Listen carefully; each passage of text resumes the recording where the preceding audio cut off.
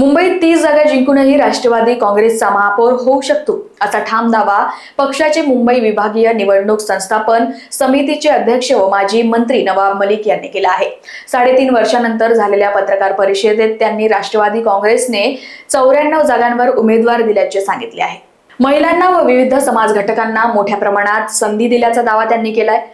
निवडणूक निर्णय अधिकाऱ्यांकडून नियमांचे उल्लंघन होत असल्याचा आरोप करत काही प्रकरणे न्यायालयात जाणार असल्याचेही मलिक यांनी स्पष्ट केले। मुंबई भाजप, शिंदे सेना आणि काँग्रेस विरोधात राष्ट्रवादी स्वबळावर लढत असल्याचेही त्यांनी स्पष्ट केले। मुंबई महानगरपालिकेच्या निवडणुकीच्या संबंधात आपण आयोजित केलेली याआधी पक्षाच्या माध्यमातून मुंबईमध्ये 94 जागावर आम्ही उमेदवार जाहीर केलेले। त्या उमेदवारांनी आपला अर्ज भरला आणि 95 जागेवर जे अर्ज भरण्यात आला होता ते नामांकन किरकोळ कारणांनी रद्द करण्यात आलेलं आहे। आजच्या घडीला आमचे 94 उमेदवार असताना 2 ठिकाणी आम्ही पुरस्कृत उमेदवारी दिलेली आहे। एक धारावीमध्ये आणि एक रमाबाई आंबेडकर नगरच्या शेजारी कामराज नगरला, त्याची नावं पण आपल्याला देऊ। या उमेदवारी संपूर्ण मुंबईमध्ये जिथे जिथे राष्ट्रवादी काँग्रेस पक्ष ताकदीने लढू शकते त्या पद्धतीने आम्ही हे उमेदवारी जाहीर केलेली आहे। उमेदवारी जेव्हा जाहीर करण्यात आली त्याच्यातलं आपल्याला मी बायफर्केशन देणार। आमच्या एकंदरीत उमेदवारांमध्ये महिलांची संख्या जास्त आहे आणि उमेदवारी दिलेल्या त्याच्यात डॉक्टर्स, इंजिनियर, वकील, प्रोफेशनल्स, भाजी विक्रेते, महिला साफ करणारे कार्यकर्ते आणि प्रत्येक समाज घटकाला न्याय देण्याची भूमिका पक्षाने स्वीकारली।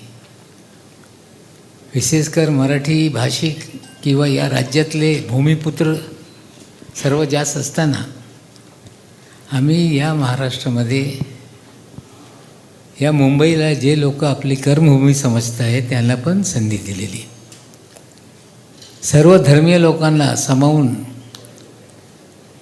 आमचे उमेदवार निश्चित करण्यात आलेले। याच्यात अल्पसंख्याक समाजातला मुस्लिम घटक असेल, ख्रिस्ती असेल,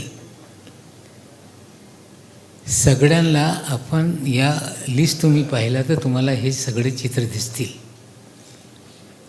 बरेचसे लोक उत्तर भारतीयांना आपली स्वतःची मतं समजत आहे आणि एक भावना निर्माण झालेली आहे की आमच्यावर अन्याय होतो आहे। राष्ट्रवादी काँग्रेस पक्षाने या मुंबईमध्ये सर्व जास्त उमेदवारी उत्तर भारतीय लोकांनी दिलेली। त्याच्यात पण असं नाही की एका विशेष वर्गाला दिली, विविध जातीची लोक जी उत्तर भारतातली आहे त्यांना सगळ्यांना उमेदवारी आपण दिलेली आहे। दक्षिण भारतीय याच्यात आहे, तेलुगू भाषिक लोक याच्यात आहे। असं एकंदरीत हे आपली यादी आम्ही जाहीर केलेली आहे। आम्हाला खात्री आहे की या मुंबईमध्ये 2002 सालापासून राष्ट्रवादी काँग्रेस पक्ष एकत्रित असताना निवडणूक लढत आहे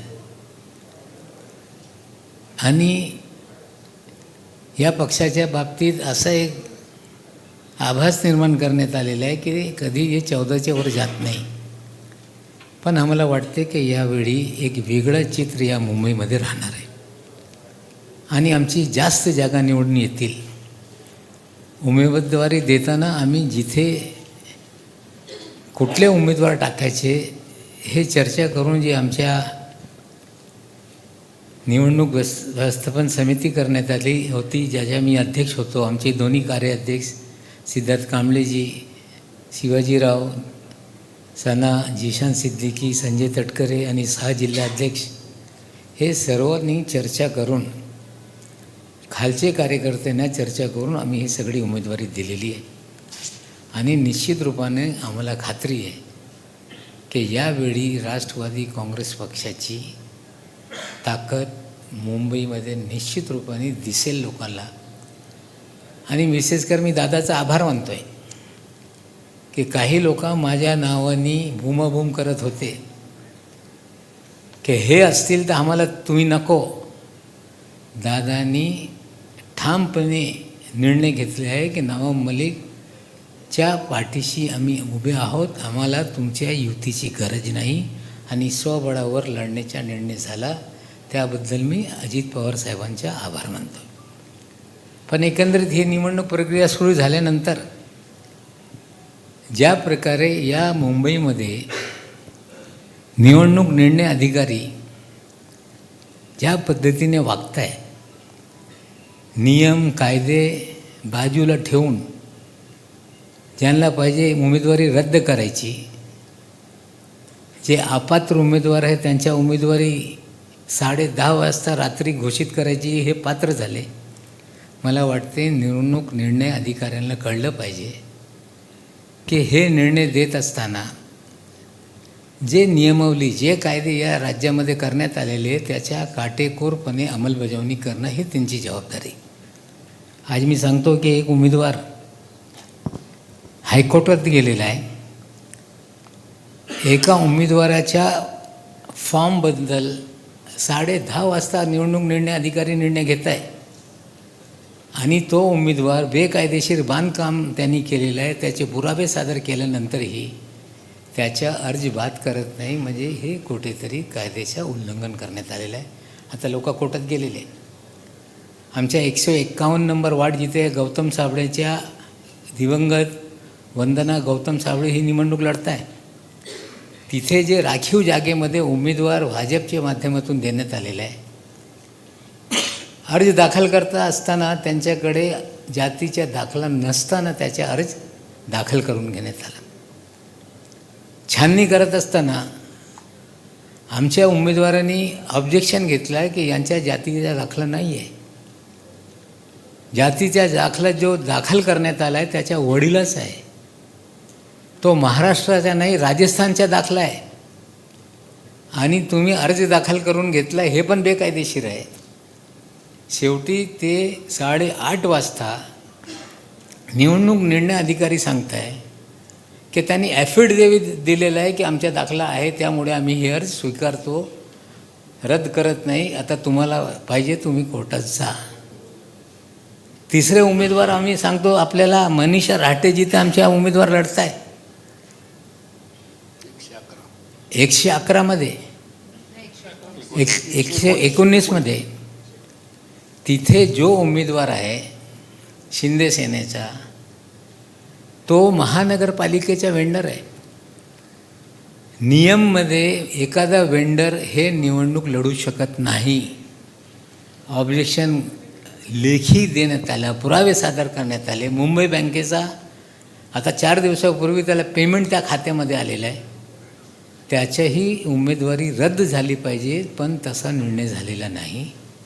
मी अधिकाऱ्यांना बोलू इच्छितो आहे की ही लोकशाही आहे. लोकशाहीमध्ये जे कायदे निर्माण करण्यात आलेले आहे, जे नियमावली घालण्यात आलेली आहे त्याची काटेकोरपणे अंमलबजावणी केली पाहिजे.